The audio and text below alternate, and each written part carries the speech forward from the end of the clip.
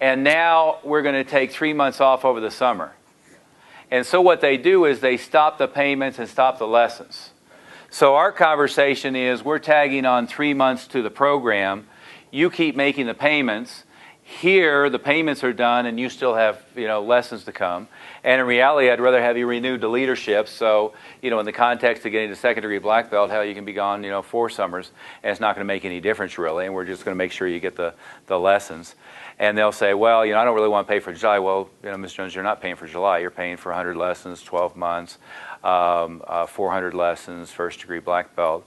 You're still going to get the lessons. You're still going to get the time, all that other stuff. We just tag that on at the end, and then and frankly, we give you a lot of private help and support, one thing or another, when you get back to get you back on track, because really we don't want you to fall that far behind. Is it good to or not good to mention, you made commitments to training, you made the commitments to training? It depends on how far it escalates it, right? Yes, sir. I think that a lot of times people react emotionally. Yeah. And that just escalates the problem. You bet. And if you get upset or you started getting angry because this happens a lot or whatever, right? It's probably just the way that you're just reacting to the situation. Yeah, absolutely, absolutely. Most people, if they come at you aggressively on something like that, it's the old Zig Ziglar story about who kicked the cat. Have you ever heard that one? Right? It's usually there's something else going on. It has nothing to do with you. And then they come at you emotionally and you respond emotionally thinking it's all about you, and then it escalates. And you're just the one who reacted at the wrong time and you get the brunt of it. Right? And as long as you can never take it personally, which is a learned trait, but as long as you can never take it personally, things like that tend not to escalate, right? And if you sense that they're in that mode, which is why I almost never address it when they try to address it the first time, right? So classes are going on, she walks in the middle of class, says, do you have a minute? Can I sit down and talk to you in your office? What's the answer? No. I'm in the middle of a couple of different things, already had some appointments, but what specifically do you need so I can make sure that it gets dealt with? I just want to talk to you about getting a refund on Joey's program. Oh, okay. Let's set a time when we can talk tomorrow. It's going to be pretty crazy, the rest of the evening, and I don't want it to be after Joey's bedtime. Why don't we set a time to talk tomorrow, or we have Joey's class tomorrow evening or Thursday. We'll set a specific time so we can talk about it. Now what are you doing? You're deferring it, and a lot of times, she just found out the transmission is going to be X amount of money, and Joey just threw a tantrum, or something else is going on, and her first thing was to storm in and get the money back from you because they're holding my money. That's what's going on in her mind. And if you defer it out a little bit, a lot of times it just dissipates of its own accord, right? Same thing, they call you. Don't deal with it right then and there. I've got another appointment. I'm in the middle of something else, but I'd be happy to set an appointment. We can deal with that. Joey's normal class is on Wednesday at 7. Can I schedule a time for us to talk at 7:20 when Joey's in class? Well, no, I don't want him to be in class. I just want to come. Oh, okay. Could we schedule a time maybe at 10:30? I'm going to be at work. Well, do you have a break? Maybe I can meet you. Where do you work? Right?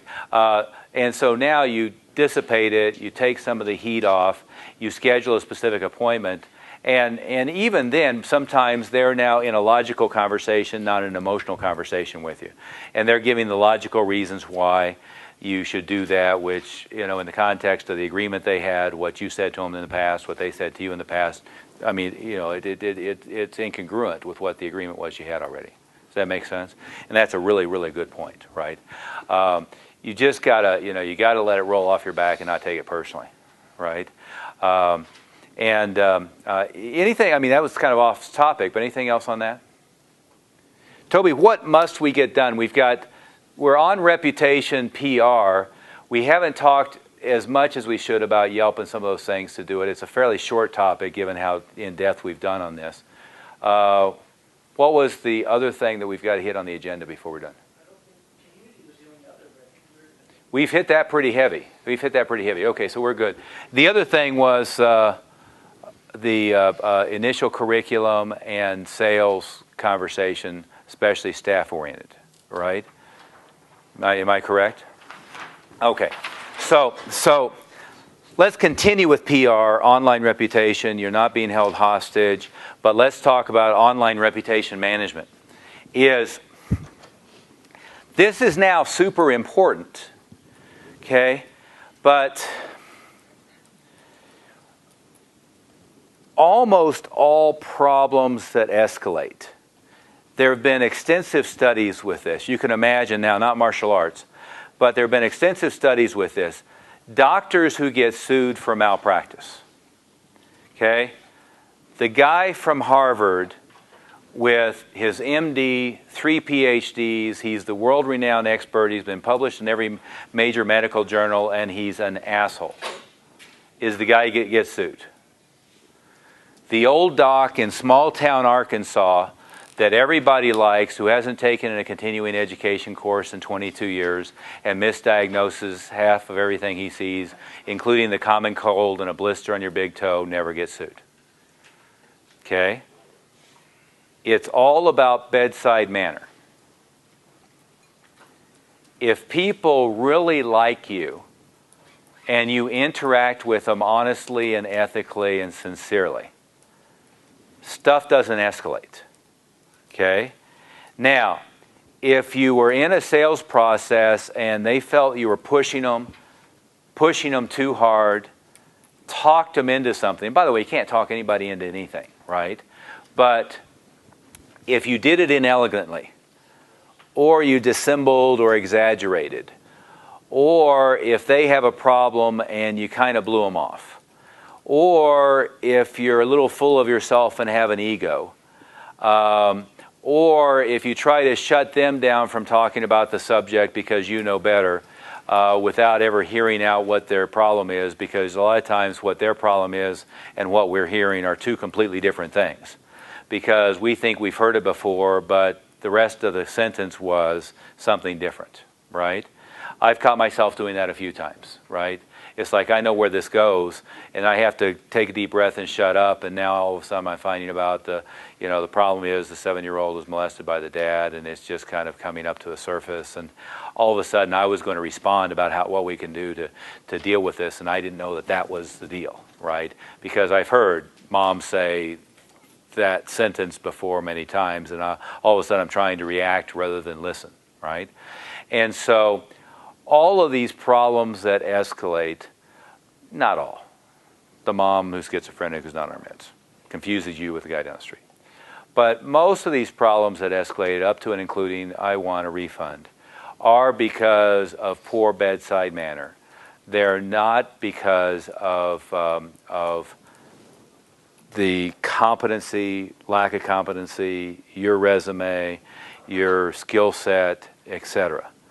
And if you ever try to respond to one of these with your reading back your resume, you're missing the point that they're pissed off because you're an asshole, not because you're incompetent, right? And it's especially true of every level of your staff, right?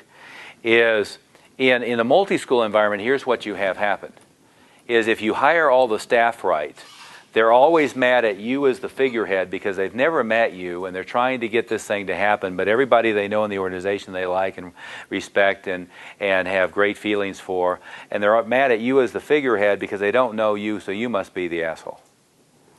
Right? I mean, that's just the way that thing works, right? And it's also why in a multi-school environment, the more you're out there and kind of interacting and meeting the parents, and the more they're getting little personal notes that are addressed from you and all that stuff, now they don't have anybody who has bad bedside manner. And you can have bad bedside manner by them not feeling they have a relationship with you, even though if you never talked to them a day in your life, right?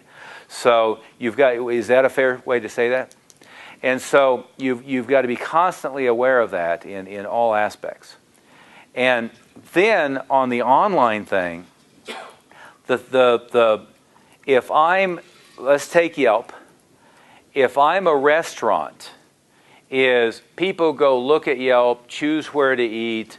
You know, they're in Vail for the day. They've never been there before. They pull it up and they choose a cuisine and they go to Urban Spoon or they go to Yelp and they look at reviews and what people said and they make a decision, right? But in a martial arts school, and by the way, and then they go have dinner at Yelp, take a picture of the menu and, post a comment. But a martial arts school, a dentist, a chiropractor, you can go through, there's a long list of businesses that the only person who ever goes in there to say anything is the one that's mad, right? And because they're just not in the mode of, I buy a book from Amazon, I get to the end of Kindle, and now it asks me to comment on the book and post it on my social networks now on Kindle, which is smart, right? But Amazon, people are used to going and rating the product or rating the book and one thing or another. And Yelp, they're used to searching up the restaurant and rating in a few other businesses, I'm sure. But a martial arts school, your students don't naturally go do that unless you create the activity, right? And so now what you want to get really good at, and correct me if I miss any, but Google, Places, Local, Plus, whatever they're calling it this week, that's probably the first place you have to worry about. Yelp, I would say the second. You said Angie's List, which I hadn't really thought of before. Yellowpages.com. Super Pages, Yahoo, Bing, anything else that's worth, well, let's say that's a big enough list, right? And what you've got to constantly be aware of is two things. One, if the guy who went with the disgruntled ex-staff member down the street bitches, the disgruntled ex-staff member himself bitches, the competitor down the street who drove by the parking lot and saw 150 cars in the parking lot and he's, destitute, earning his wife is throwing in $500 a month to keep the school open and she's working half-time at the school and he's working full-time, which is most of them, okay? Whoever it is, because they can do that anonymously in all of them, right? Whoever it is that went and berated your business appropriately or inappropriately, you've got to be constantly aware of what's happening there, right? Probably the easiest way is periodically go into each of them, but even easier than that is just do a vanity search on yourself every few weeks and look it up, right? But there is software that tracks it and people that track it, and at some point we can talk more about that. But if one disgruntled person goes in and posts a negative post and gives you 1 star, but 5 raving fanatics of yours went in and gave you 5 stars, when Google pulls up the school information, you're a 4.5-star rating, and they usually see it, I think in most, if not all cases, in reverse chronological order, right? So if somebody goes and posts something negative, go do a 5-to-1 ratio of getting people to say nice things about you that'll all stack on top, right? You want to preempt it all by going and getting a bunch of people to say nice things about you first, even if nobody's ever said anything bad, right? So,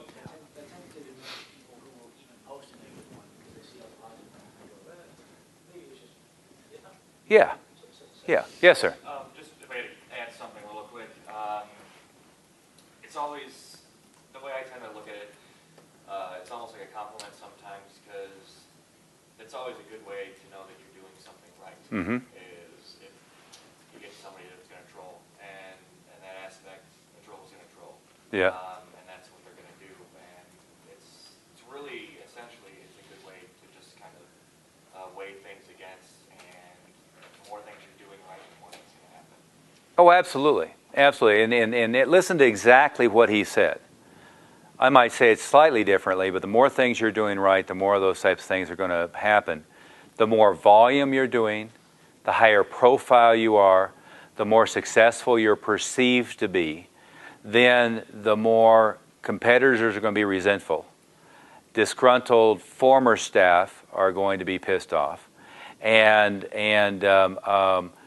generally, the bottom 10%, and especially the mom who hasn't taken her schizophrenia medication for 2 months, the more they're going to sling arrows at you.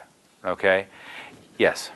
My question was how to take back social media, like some of our past employees maybe start Facebook pages, things like that with our name on it. How do we reclaim those kind of things? Well, that's a really good. We've been struggling with some of that stuff. It's different for every platform. Yeah. I mean, that's the short answer. Every different platform has a different process that you have to go through. And most of them never have a live human being on the other end, so you're never going to talk to anybody. It's pain in the balls. Yeah.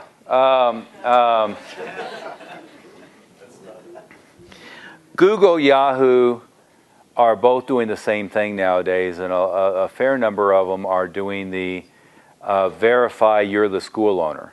So now they send you a postcard, or they send a text to the number that's listed as the business line, or they send an email to the email that's listed as the business email address. And so some of them, it's a physical postcard go to your business, and so therefore, since only you can get your mail at your business, you then go do the correction, and now you're in good shape. I told the story earlier about former employee, and it wasn't malicious, but it seemed like all he did was post 30-year-old pictures of himself on the Google Plus page, and now the lead photo on the Google Plus page was him, like from 1983, and I finally just went in and flagged them all to Google as inappropriate. Yes. So what I have my issue is I have someone who started underneath of us in like Northwest Martial Arts Corvallis, Northwest Martial Arts Springfield, Northwest Martial Arts Bend, and they've captured those titles, but they're no longer affiliated with us because we didn't really like the way they're running their business practices, and so we're no longer going to have that. So I'm actually not Northwest Martial Arts Bend, but it's still hitting me wrong because it was linked in the past. So if it sends it to that location is no longer affiliated. You said it's not affiliated, but it's not me. Well, about a website or a Facebook page. And you own the name Northwest Martial Arts. Yeah, but they own the name Northwest Martial Arts LLC Corvallis. And they put their Facebook page up under that, but then we removed them from our franchise because, the way that they ran their business wasn't congruent with ours. But even though we did that, they're still keeping that name, and people are, going to that site. So I don't think there is any way to reclaim it. Yeah. You can send documentation to Google that you own the trademark, and that could be or to Facebook. I mean, I've done that with Mile High Karate. I just sent them the federal trademark registration and said I own the trademark for Mile High Karate, and these 3 or 4 people should, and they just shut them right down. And in your case, you could just go, state.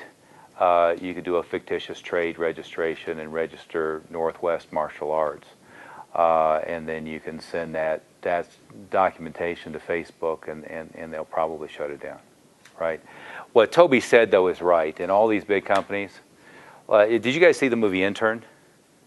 There's a movie Intern that was out recently, and it's about the 2 comedians that were the Wedding Crashers, whatever the name is. Yeah, those 2 guys, and they're supposed to be, so it's supposed to be 40-something, and they're going to go intern at Google. And it was basically like an hour-and-a-half infomercial for Google because they're all googly and all this stuff. But it kind of acts like in the movie that there's all these live human beings, they're dealing with live businesses, and the Googlers are going out and talking to local pizza shop and showing how he can be. Well, that's bullshit. You can't get hold of a live human being at most of these places to save your life, right? And the only way their business model works is live human beings don't answer their phone and don't deal with this stuff. So, and you can understand why, right? They don't want 1 billion people today. What? billions of Yeah, they don't want a million people calling them today. But the reality is it's very difficult. The worst I've dealt with in recent time is the Google thing. I just am annoyed as hell at Google because I've gone around and around and around trying to get that. Yes. Yeah. All these, maybe stand a little. Yeah. Where's the mic? All these other platforms you have like a division in the sand where you have, we talked about SEO or organic searches. All these other platforms like Yelp and Angie's List, all these other ones except this one, all of the rest of them, if you have like negative reviews on Yelp or something like that, it might show up in an organic listing, right? So somebody under relevant keywords. Somebody types in martial arts in your area, probably what you're going to get is 1 or 2 pay-per-click things a year, and then you're probably going to get, maybe you and maybe somebody else and maybe somebody else, and then maybe Google local. and then maybe like a YouTube video here, right? And then you might get a couple of Yelp reviews, and if you're unlucky, these might be up here, right? So the Yelp. Everybody follow? Does that make sense? So because Yelp is like the reason Don was saying earlier, the reason his links from WallStreetJournal.com overshadow his own website is because WallStreetJournal.com is a much higher page rank than his page does. It's a much more trusted. It has a higher reputation in the internet. More traffic, more keywords. Therefore, Yeah. So anyway, that's what you have to be careful of on Yelp. The other deal on Google is they've acquired Zagat about a year ago, and Zagat has a 3-point system. It's really 30 points. And now what they're doing is putting your Zagat score under your own website listing. So if you're the number one on Google, it'll have it'll say rating, or rank I think it says, and then it'll say 3.0. And it puts it right on your own site. You can't control it, right? And that's all coming from Google Plus Local.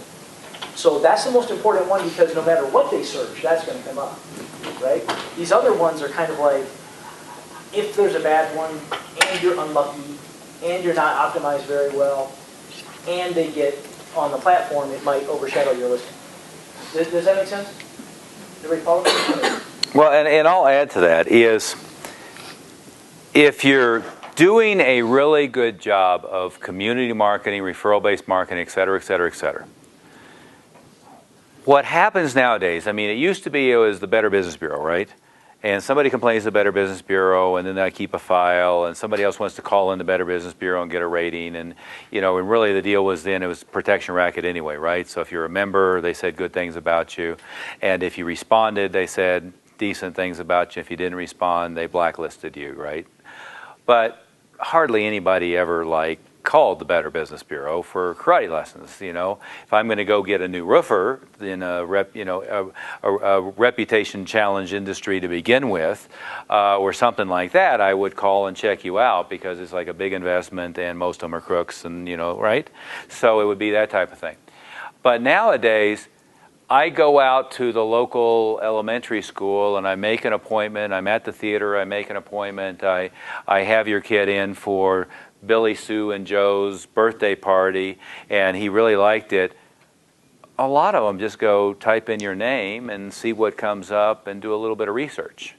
So it's so easy for them to background check you online nowadays that a high percentage, I saw a stat recently that usually about 70% for this type of business will at least go Google you and do a background check, and it may even be higher than that.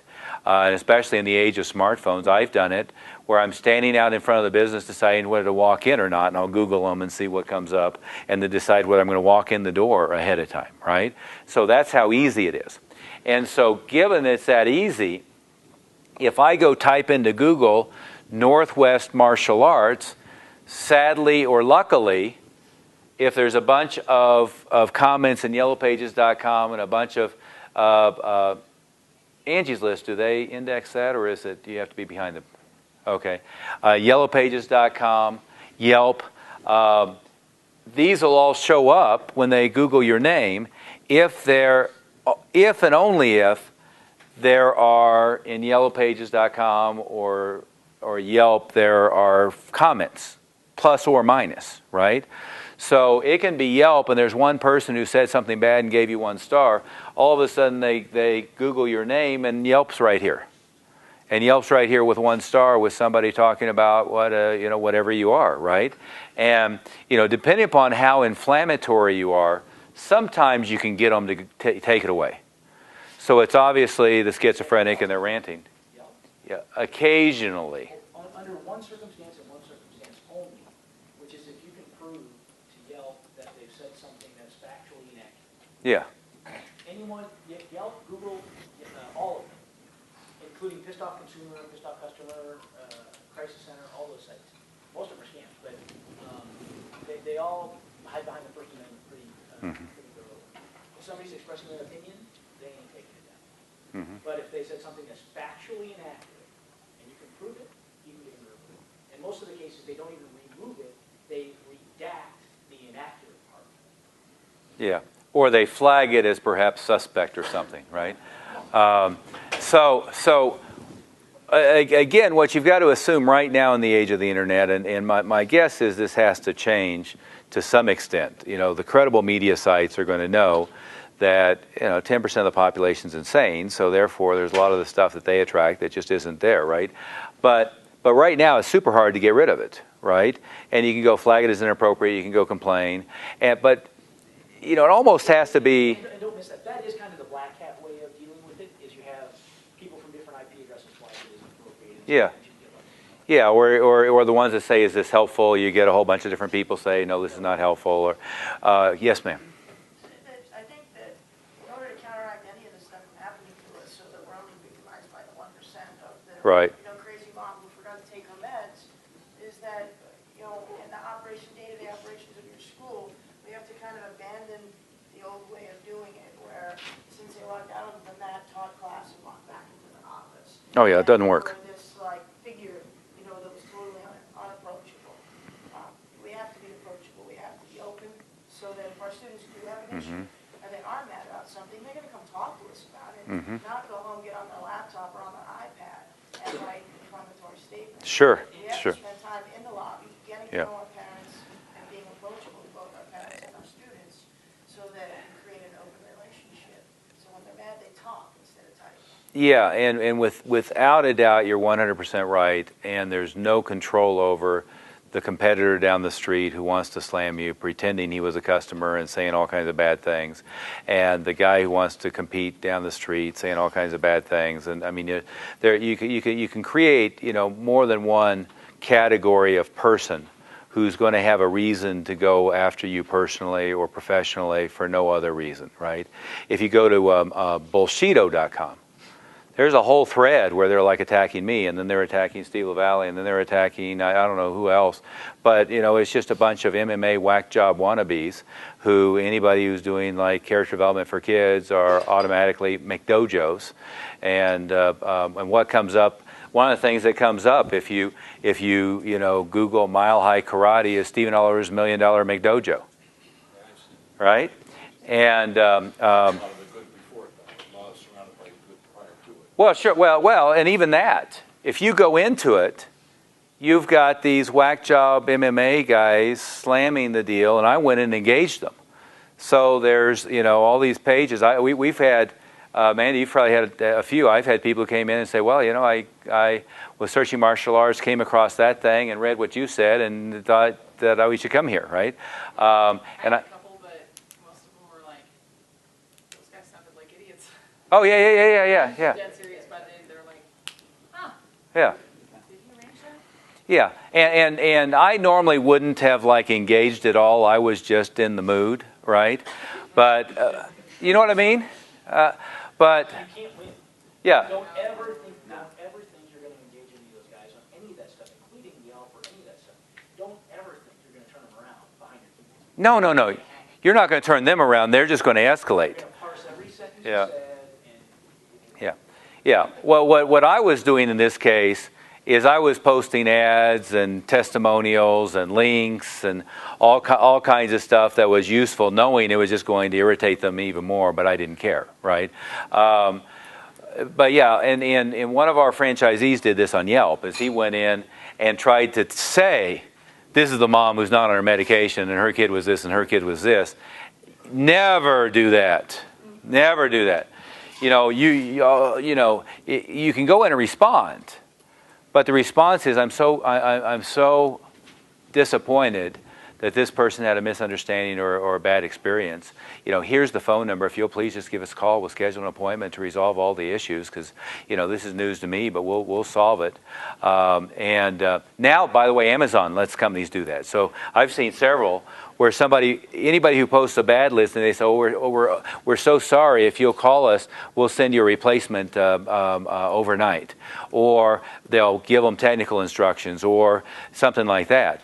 And so somebody posts a 1-star rating and they, and some of them will say, I just don't like the title, I haven't even read this book. But then others will be, I got the product and, UPS had destroyed it and therefore it's a 1, and the company will respond by saying, hey, if you'll give us a call, we'll send a tag, we'll have it picked up, we'll have a new one there tomorrow, and then we'll put in the claim for UPS to, to solve it all. We just didn't know that it happened. Occasionally you see, I called the company and I couldn't get resolution, so now the sales rep is on there saying, I'm so sorry, our switchboard was just kind of overwhelmed with people wanting to order. Here's my personal cell phone, give me a call and I'll solve it. And now that takes all the steam out of it, right? But don't go in and try to tell your side of the story in that kind of environment, right? It's one thing you're live on the radio with a moderator and you're, not attacking the other person, but you're telling the other side of the story online. Oh God, it just escalates out of control. There was a case study recently, a chef or something, where somebody had attacked them, and it was the case study for what not to do. Yeah, and they had gone in and tried to defend themselves, and I'm this and I've done this for 35 years, and I'm a this and that. Yeah. One of my instructors left me. And you don't have a palate because you couldn't understand the complexity of the food. It's so harmful. Blame the customer. That'll solve it. Yeah, that does not work. That doesn't. One of my young instructors left me, and 28 of my Black Belt leadership newest members that they went with me gradually within 2 months. And every single one of them started badmouthing. And I started typing, I bet you 100 times. And I said, don't do it. Don't do it. Don't do it. Just let it go. Let it go. And then all of the good people just started typing, no, this is what we're all about, not that. See, that's the thing. But in all of this stuff, the good news is the plan to defend is the same for all of it. Just make it a mechanism, a mechanical system in the school to drive people to a funnel where you split off the ones who are not completely thrilled, and you let the ones that are completely thrilled, you route them directly out to those review pages. So you just have, if you can put 50 or 60, Google Plus local reviews, you're done. You're good. Yeah. Yeah, and if nothing else, I mean, enrollment conference, renewal process, highlights is you just ask, would you do me a favor? Would you mind today going into Google and, go to Google Local and tell them what you just told me, right? But you want to get in the habit of having lots and lots and lots of positive, good reviews up there. Here's a geeky way to do it. You guys, you want to do it? Yeah, go ahead. I like this, so yeah. No. Okay, so do this. Everybody who built a WordPress site, or if you have, this might be you. If you build a WordPress site, or if you have any ability to build extra pages or blog posts on your site. Right? Everybody listen, this is a really good idea. Write this down, go do it.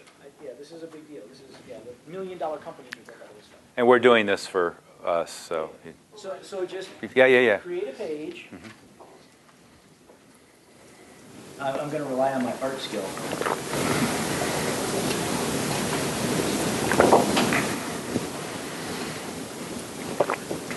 What is that? Florida. Okay, so it's Don't quit your day job.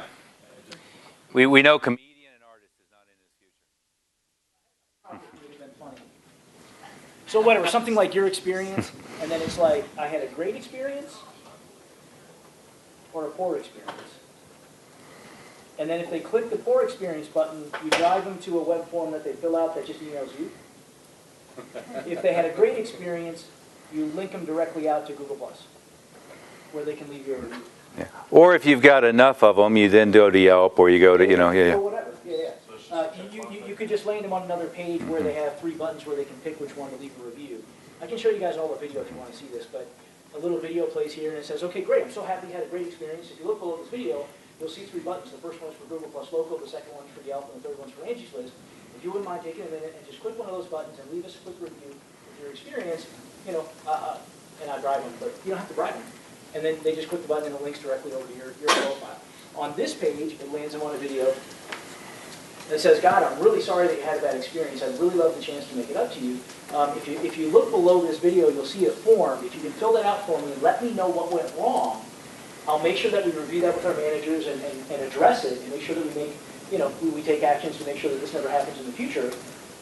So do that and then click submit. They fill that out, they hit submit, then they land on another video that says, gosh, I'm really sorry to hear that you had a bad experience. I'm glad that you took the time to leave us a review. I'd love to make it up to you. In fact, if you look below this video, you'll find a little coupon for a free 2-week session plus a free private lesson with one of our instructors, and maybe they can help address that situation and make it better for you, right? So it's like a throwaway gift that sometimes you get back. Yeah. But you get the idea, right? Easy. It's just, all you're doing is two things, right? You're just sorting out the ones who had a bad experience from the ones who had a good experience, and you're letting the ones who had a good experience do what you want them to do, and the ones who may not have, you let them do something else. Now, this is a little sketchy, but yeah, and what happens is they go to, the ones who are pissed off go to this page, and they get all that venting to happen, but you keep it private. It comes to you directly, And in the video, you kind of explain that to them. I'm going to make sure that this goes directly to the management of the school so that they understand what's happening. Well, and now you can send the email link to former students, current students, everybody, and you're not, what you don't want to do is send out to like the entire database, hey, we really need some reviews on Yelp, go do it, right? Now, most of the people who dropped out love you. They're not gone because they don't love you. They're gone because something else happened. But you don't want to like blast them. We made this mistake, and we told all the new black belt candidates, hey, one of the things you need to do is go up over to Yelp, and a couple of them went over and said, I was told I had to do this, and and so all of a sudden, like, you're up for black belt, next week, and you're bitching, right? If I was even a little bit vindictive. Well, I tell you, the whole traditional week. Yeah. I mean, if I was even a little bit vindictive, it would have been off with their head. So sorry you're not happy. By the way, this is part of your test. Yeah. In 2030, you're eligible again to test for your black belt. Yeah. But again, it is very important in today's day and age to manage this. And one way to do it, the sloppy way, is to wait until there's something bad there and then try to bury it. The better way is to have a whole bunch of good stuff up there already that discourages the negative from ever being there to begin with, as Toby said elegantly a minute ago. But the second thing is it's weighted such to the point that now you have 10, 20, 30 good ones, one bad one, and then 10, 20, 30 good ones again, and nobody pays attention. The flip side is to have that one bad one amongst 30 or two bad ones amongst 60. Makes it look real. Exactly, it's real, because too good to be true is too good to be true. You want an even better one? You go put negative ones up yourself. And I'm not joking. You give yourself like a 2-star review from like some other IP address, and you say, I went into the school because I wanted to learn how to kick ass and kill people. He's dead serious, by the way. I'm ex-military. You do the bullshito thing, right? Yeah. And I thought I was going to learn how to poke people in the eyes and stab them in the throat. But what I found out was This character development BS. Yeah. Sending children off to Harvard and improving their education and focusing. This is bullshit. I'm out. By the way, he's dead serious. He is dead serious. Yeah, he's dead serious. The thing to recognize is all of them, to one extent or the other, are sensitive to business owner goes in and 22 times gives himself a 5-star rating. So they're tracking IP address, which means you can't have the laptop in the school and pass it down the bench and have all the happy people give you a rating and get them to the page right then and there, because now they're all from the same IP address. You also don't want them to all show up the same day. You'd rather them dribble in rather than, and that's part of the problem is over the years in our case, we've had periods where we focused on, periods we've ignored it, and so now we get 20 positive ones this month and none the month before and one the month after. And now, they'll flag it and say, this looks suspicious because they all happen to the same month, right? So you're better off for it to be, 1 or 2 a day, pretty consistently, and you're better off for it to dribble and dab on them, if that makes sense, so that you can have it work that way. And so, So you can't really send it out as a blanket survey. You got to kind of trickle it to a couple of students at a time and just kind of keep a running list of who needs to. yeah, that's right. That's right. On this thing, you'd be better off to put it in the autoresponder sequence, so that all the new students in month 2 and so forth automatically get this, and then it's going to dribble. The IP address is the big thing, right? And even with the IP address, you just go to a proxy website. For those that aren't familiar with it, what the proxy website will do, it'll make it appear like you are viewing that page from a different location. Exactly. So you can be at the studio, you can have like a little tablet or something set up, grab like 1 or 2 people a day, go to this proxy website. The simple one's called hidemyass.com. It's easy to remember, it's not a little funky. But you go to the proxy website, you type in a review page, it'll simulate the false IP address, it'll register that false IP address as what you're giving the review count. Just do that every day, you just filter things through easily. That's a good idea. That's really good. Everybody write that down. That is. Their service is a little hinky, the paid service is better than the free one. The free hidemyass.com VPN tunnel sometimes won't load Google's pages so much, but if you mess with it, you can get the work. If you just search proxy website, Yeah. There's tons of Yeah. Yeah. Now, let's talk about this from a philosophical standpoint. As he says that, some of you are saying, oh, wow, that's a way to go rate a bunch of false reviews, and I don't want to be the unethical guy who's saying all kinds of good things about me falsely. I've done that before, but what I did is I took existing testimonials and posted those existing testimonials, and I was posting real feedback. And even if you're queasy about that, that's a way that you can then hand the laptop to people who say that they'd be happy to say something about you, and you can do it there in the school and have them do it because people won't get around to it. The other thing I would say about this is, because there's several things about it, the structure of this stuff is by definition unethical and immoral. It's unethical and immoral because the one whack job psycho who's never been there and the one competitor who wants to get at you and goes and gets 10 people can say anything they want without any recourse, up to and including you're a child molester and a whatever, and there's not a damn thing you can do about it. Given the nature of this is such that it's been set up to begin with, in Yelp's case, to be a protection racket, in the case of the other, for there not to be a human being moderating anywhere. Therefore, you have no obligation for you to play nice and the rest of the world plays however they want to anonymously, right? So don't be queasy if you're not a crook, and if you are honest, and if you treat people well, and if it's honest and sincere feedback, to go do this stuff, right? Because in our type of business, left to its own devices, your thousands of happy customers are never going to go in and say that because it's just not in the nature, and the one pissed off one will, right? So what I would say about that is don't be queasy about that, right? Now, I would much rather always have these 5 happy students go there of their own accord with just a little bit of encouragement and go do it, than to go hire the Filipino guys who are going to hide the IP address and load up 100 false testimonials any day of the week.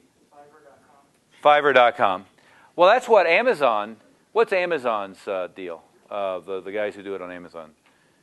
Amazon has like a guru.com deal. Mechanical Turk. Mechanical Turk. Amazon Mechanical Turk, yeah. One of the studies was as many as 70% of the people who are being hired at Amazon. What is it? Mechanical Turk were in fact being hired to go do false positive ratings on Amazon reviews. No, I'm serious. I mean, this is multi-billions of people doing little, what they do. What it is they bid for little like fractional jobs. How do they define it? But it's like Fiverr.com. They'll tell you, I'll charge you 25 cents per review, and then you go say, well, how about go do 1,000 of them, and they'll go do 1,000, reviews, and they're already set up to know all the IP hide marketplaces and how to do that. So Amazon itself was facilitating the guys who were posting all the fake reviews on Amazon knowingly. They knew that's what the market was about.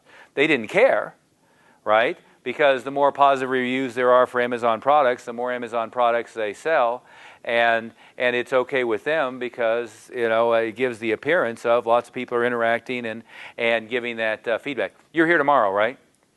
Okay, tomorrow 10 a.m. Where we were. Well, you weren't there last night, but at the house. You have the address and all that stuff. Okay, good. Don't hit the elk. Or who was trying to bow? You were trying to bow and arrow the elk. Don't drive. Yeah. Well, what was the movie where they had the blind guy driving the Corvette or something like that? There you go. Oh, that's it. That's it. Yeah. Don't do that. So, is this all sinking in, making sense, logical? Okay, so yeah, absolutely. I think we've hit. And by the way, to Tim's, or to your point was, what's interesting is if you go to like thisdogconsumer.com, the only one, and that's a racket too. That's a total scam. I know the guy that owns it, and it's a total scam. He won't let you edit or do anything to it unless you can. So, but if you look on there, the only ones really that you'll find are, Steve LaValle, Dave Kovar, the Miami Mahaka High School, a couple of Bill Clark schools, people who have a lot of students, and to your point, it's kind of a compliment. If you don't have any, that means you haven't come across the whack job yet. You just haven't touched enough people, Because if one out of Anybody who here hasn't come across a whack job yet? Anybody here who hasn't come across quite a few over the years? Okay, so see, don't feel like yeah. No.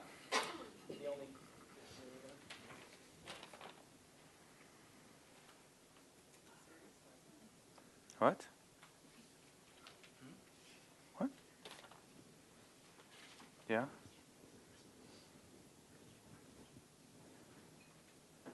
You wanted to do that? I wanted to do this. Right, just remember that. Yes. That was it. That was Very good. Okay. So here's the last full topic of conversation, and we've actually covered everything on the agenda plus a couple that weren't on the agenda, which is kind of amazing because we never do that. We always get 2/3 of the way and then have to go, okay, we'll do it on a webinar or something, right? So is there any of the topics that we've hit the last 2 days that we didn't hit enough depth, or you have something that you're confused about? This is the Q&A. Of course, the inner circle, we can Q&A all day long if you want to. But is everybody pretty good on all that stuff? I guess it's not off topic, but I would say motivational things for employees, like motivational bonuses, ways of, keep them going. Okay.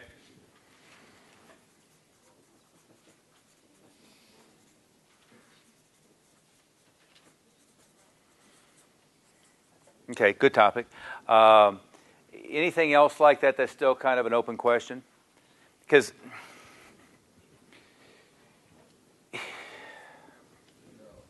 relative to that, I guess, speaking the language of leadership and what you're trying to accomplish within your classes with the black belt instructors, rather than just teaching karate or martial arts and okay. That kind of thing.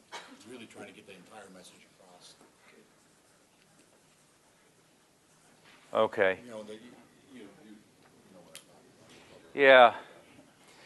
talking about. See, I was looking for, in that reputation management thing, I'm not sure what that third one was, and how do you accomplish the Google Plus thing? That's a 4-hour topic, right. And that's a week topic. But I'm going to give you the short answer to that, okay? And I'm going to be a little MBA-ish. And by the way, next we're going to Harvard, so we're going to be like really deep into the MBA nerd mode. You have to be careful with what you're on campus because there's Yeah. Not at the business school. No.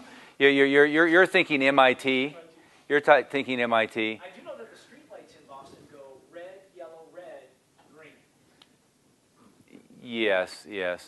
And Toby will never get in a car with me again ever in the state of Massachusetts, or in New York or Boston, both of which I've driven in quite a few times. But he doesn't really like the way that I drive because When you stop at a green light and ignore the red ones, stopping at a green one isn't quite as bad, but you ignore the red ones, it's dangerous. Occasionally there's somebody coming the other way. He also doesn't like the idea I'm always doing 3 things at once. In Boston, I've driven enough. I grew up driving in Georgetown area of Washington, D.C. What's it like to drive in Georgetown, right? It's a horror. So that crap doesn't bother me one way or another. And in fact, Georgetown in a microcosm is probably worse than Boston generally. But he's not like a calm driver anyway. I like to drive 85. He likes to drive 35.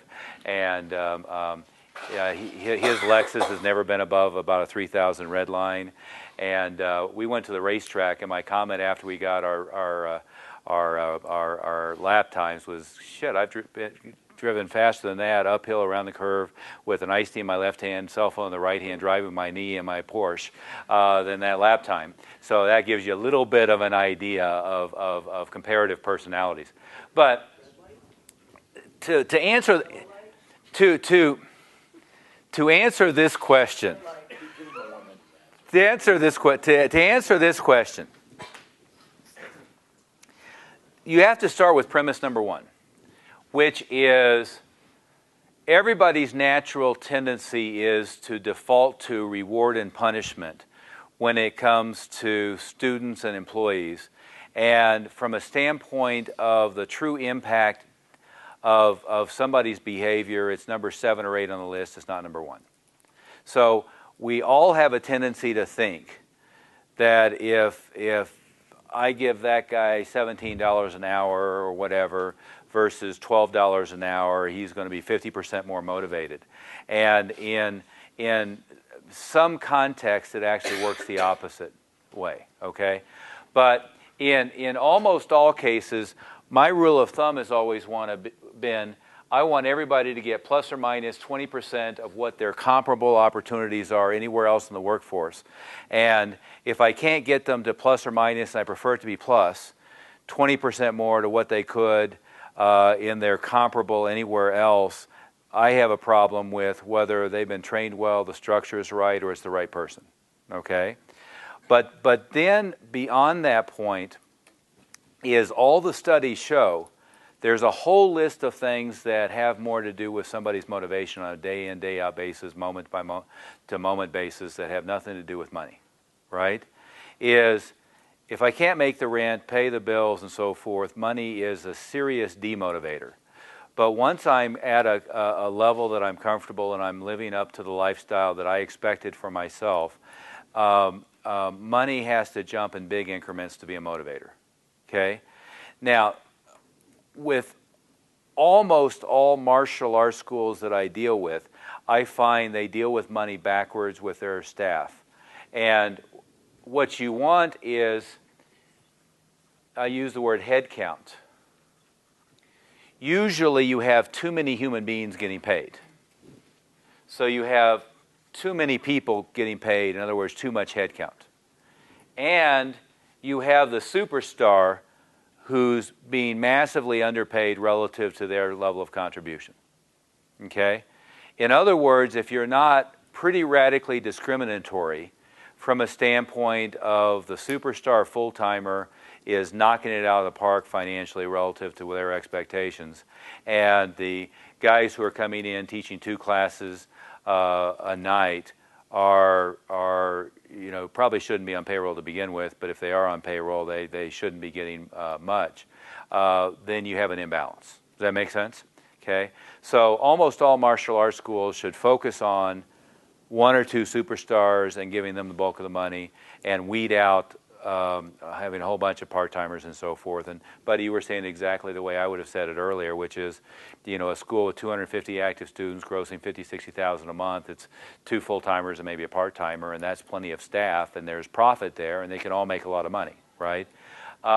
The next thing about that is we all know that people are motivated to move away from pain or towards pleasure, but mostly in our context, it's more about relationship and growth, right?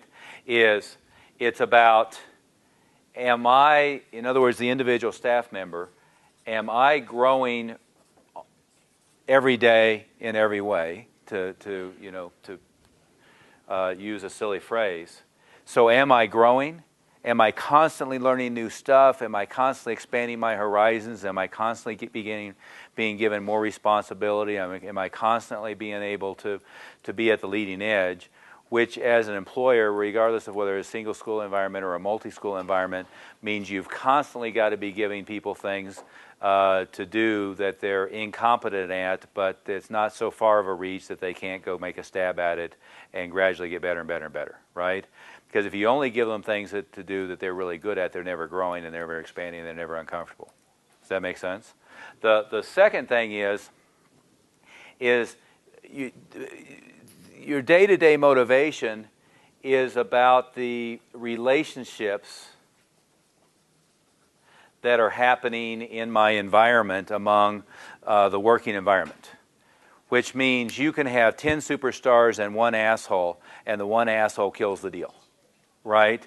You've got to be extremely cautious, aware to screen the assholes, screen the ones that people have to walk on eggshells around, and screen the ones that are getting overpaid relative to their level of contribution, or who give lip service to helping but don't really do it, right? And in that Steve Jobs bio, I mean, most of the business lessons in that Steve Jobs bio is all about this subject matter, right? And most of what he was saying is that B players surround themselves with B and C players. A players, if you surround them with B and C players, they go somewhere else because it pisses them off. And in fact, I was just rereading it last night, and Johnny Ive, who's the key designer who's done all this stuff, was on the cusp of leaving when Jobs came back because he saw these other bozos around who were getting the same level of recognition, the same level of interaction that he was, and he was pissed off and going to go away. So the guy who's become their superstar was on the way out the door, right? So the next thing about it is that when you're structuring a compensation system, you've got to be in the keep it simple, stupid. The closer you can get to I have direct control over the outcome, and I can figure out in my mind on an hour-by-hour, day-by-day, week-by-week basis how this is affecting me financially, the better off I am. Does that make sense?